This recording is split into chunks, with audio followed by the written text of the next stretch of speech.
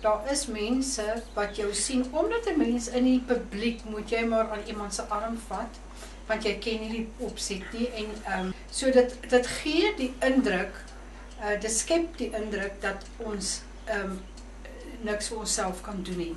Maar eintlik, in werklikheid is dit nie so nie, en baie mense het al vir ons gevra, wie help ons om aan te trek, en wie help ons om te bak. Ek sê sommer die buurvrou. Jy weet, dit is maar 'n gewone huishoudingssaak. Jy het jou wasgoedjies wat jy moet was en al daai tipe van goed. En ons kan ons huishouding heeltemal self waarneem.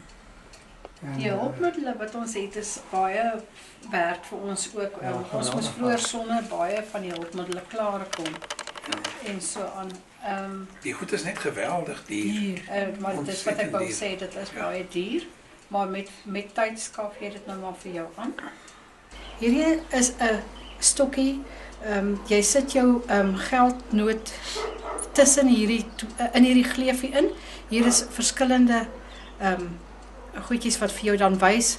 Hierdie een is R10, 20, 50 en 100 en 200 en so aan. So op die manier die geld werk verskillende lengtes.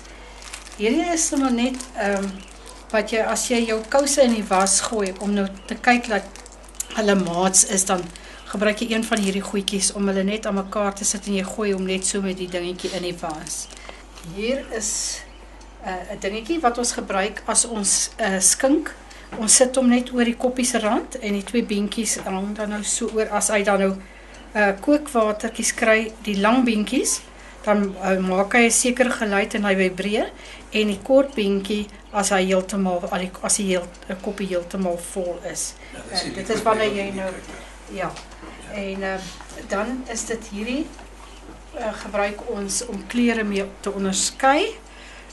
Partykeer is hy nie 100% nie, maar hy gee mense darm 'n idee. Brown.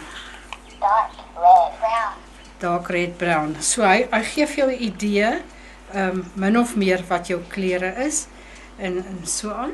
En dan beteken my ma natuurlik vir ons baie, sy help ons baie keer met goedjies. As ons klere miskien 'n kol op het of so, dan sê sy vir ons. Of ons kan partykeer vir haar vra, "Mami, hoe lyk dit?" Of "Mami, wat se strokie is die?" Dan lees sy vir ons, sy's absoluut ons oor.